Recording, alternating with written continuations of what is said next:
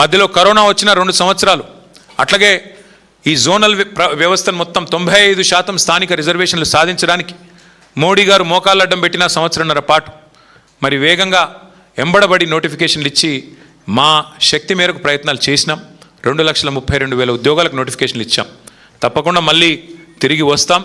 మళ్ళీ యువతకి తప్పకుండా ఈసారి పటిష్టమైన కార్యాచరణతో, పూర్తి స్థాయి పకడ్బందీ ప్రణాళికతో మేమే మళ్ళీ తిరిగి ఉద్యోగాలు కూడా ఇచ్చే బాధ్యత మాది. దయచేసి తనువులు చాలించకండి, దయచేసి బలవన్మరణాలకు పాల్పడవద్దని చెప్పి కూడా యువతకి నా విజ్ఞప్తి.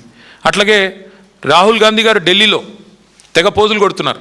అక్కడ ప్రధానమంత్రి గారి ఇంటి ముందుకెళ్ళి ధర్నా చేసినట్టు, ఏదో కొత్త తరం పిల్లల కోసం వాళ్ళ ఆందోళనకి ఈయన మద్దతు పలికినట్టు చాలా పోజులు కొడుతున్నారు. నేను రాహుల్ గాంధీ గారిని అడుగుతా ఉన్నా, మరి మీ ముఖ్యమంత్రి గారు ఇవాళ ఈ రాష్ట్రంలో ప్రతి సంవత్సరం గ్రాడ్యుయేట్ అయ్యే ఇంజనీర్లను పట్టుకొని క్రిమినల్ వేస్ట్ అని మాట్లాడుతుంటే ఎందుకు ఉలకవు పలకవు? వాస్తవం ఏంటి రాహుల్ గాంధీ గారు?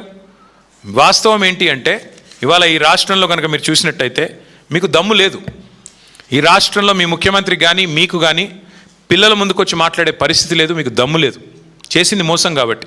ఇంకా దారుణం ఏంటంటే వేరే రాష్ట్రాల్లో అక్కడ లాఠీ చార్జ్ జరిగినా ఇంకోటి జరిగినా అక్కడ రాహుల్ గాంధీ గారు ఆగమేఘాల మీద పరుగులు పెట్టిపోతూ ఉంటారు.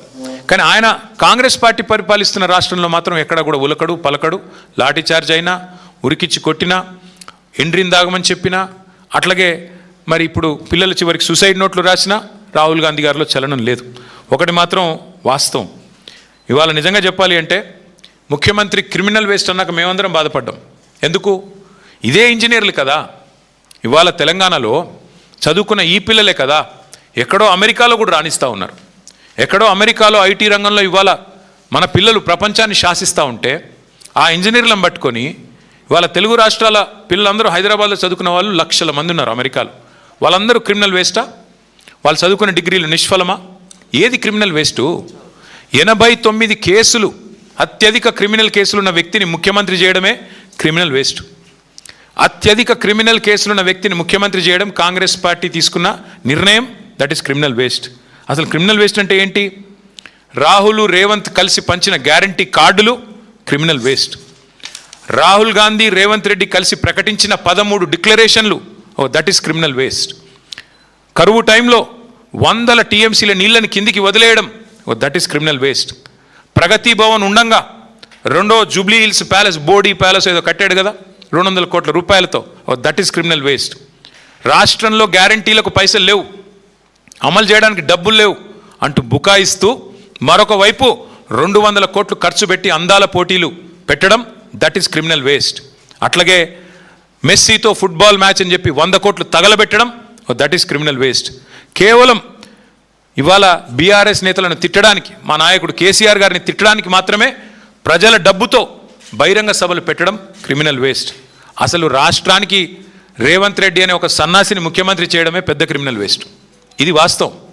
ఇవన్నీ పక్కకు పెట్టి వాళ్ళ రాహుల్ గాంధీ గారు ఏదేదో మాట్లాడుతున్నాడు.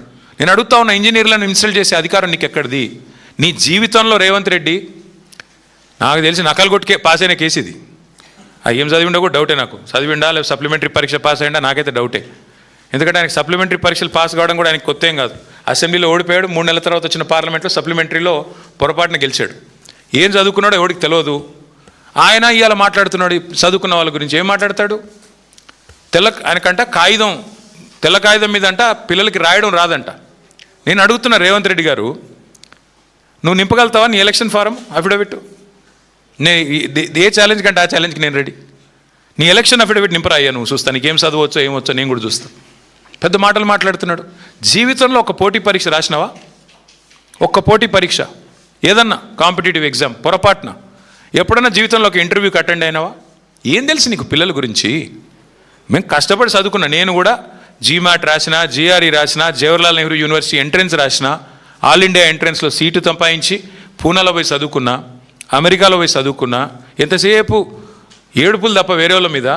ఒక్క ఇంటర్వ్యూ అటెండ్ అయిన ముఖమా నీది? ఒక్క పోటీ పరీక్ష రాసిన ముఖమా? పోనీ ఒక అప్లికేషన్ రాసే తెలివి ఉందా? నకలు కొట్టి పాస్ అయినవి, గోడల మీద సున్నలు వేసుకుని బతికినోడివి. నీకే ఇంత ఉంటే మరి పిల్లలకి ఎంత ఉండాలా? ఇవాళ ఎవరయ్యా కట్టేది? ఇవాళ ముఖ్యమంత్రి గారు రయ్యమని తిరుగుతున్న ఫ్లైఓవర్లు కట్టింది ఎవరు? ఇంజనీర్లు కదా. హైదరాబాద్లో 42 ఫ్లైఓవర్లు కట్టింది ఎవరు?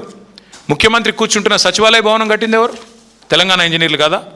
ఇవాళ మీరు కదా ఇప్పుడు ఈ నిమిషం మనం మాట్లాడుతున్న ఈ నిమిషంలో ఎల్లంపల్లి నుంచి పైకి రివర్స్ పంపింగ్ ద్వారా ఇవాళ నీళ్లు లిఫ్ట్ చేస్తూ ఉన్నాం ఎస్ఆర్ఎస్పికి. ఎవరు చేసింది అది? ఇంజనీర్లు కదా. ఏం మాట్లాడుతున్నాడు ముఖ్యమంత్రి? మీ వెనకాలే ఉంది ఇక్కడ మీరు కూర్చునే కమాండ్ కంట్రోల్ సెంటర్ కట్టిన ఇంజనీర్లు కదా.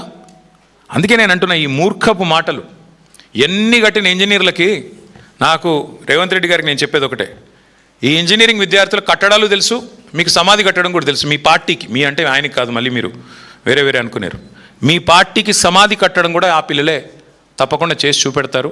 నేను ఇవాళ గడ్డం వేణు తరపున, ఇవాళ రాష్ట్రంలో నిరుద్యోగుల తరపున స్పష్టంగా రాహుల్ గాంధీని రేవంత్ రెడ్డిని అడుగుతా ఉన్నా, సమాధానం చెప్పు.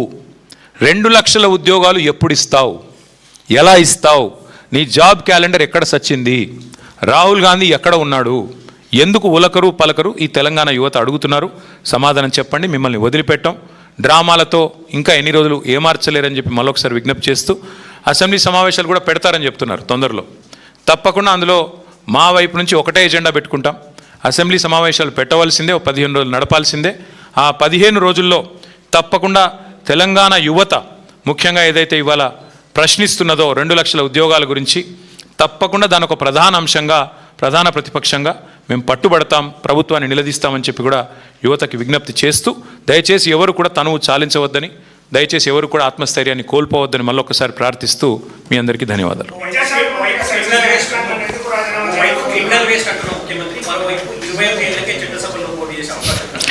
అంటే రేవంత్ రెడ్డి స్టైల్ ఏంటంటే బ్రదర్, ఆయన చేతుల్లో ఉన్నది ఏది చేయడు, చేతుల్లో లేని వాటికి మాత్రం పోజులు కొడతాడు.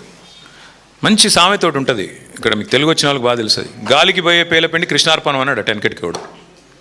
మన వల్ల అయ్యేది లేదు, పోయేది లేదు. 21 ఏళ్లకు చట్టసభలో అడుగు పెట్టాలని నిర్ణయం చేసేది పార్లమెంటు. శాసనసభలో తీర్మానం చేస్తే ఏమి, చేయకపోతే నేను అడిగినోడేవాడు. నువ్వు చేయాల్సింది ఏంటి రేవంత్ రెడ్డి? నువ్వేం చేయాలి? 10వ